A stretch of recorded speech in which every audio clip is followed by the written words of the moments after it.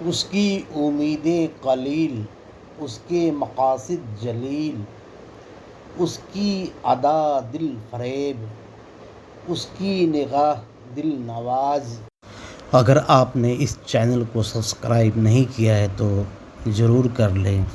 جو مرد مومن ہوتا ہے اس کو اپنی دنیاوی خواہشات بہت کم ہوتی ہے اور ان کے مقاصد بہت بلند ہوتے ہیں۔ وہ اپنی ذات کے بجائے دوسروں کے بہتری کے لیے عملی اقدام کرتے ہیں۔ وہ محبت سے لوگوں کے دل کو اپنے قابو میں کر لیتے ہیں اور اپنی نگاہ سے لوگوں کو اپنی طرف متوجہ کرتے ہیں۔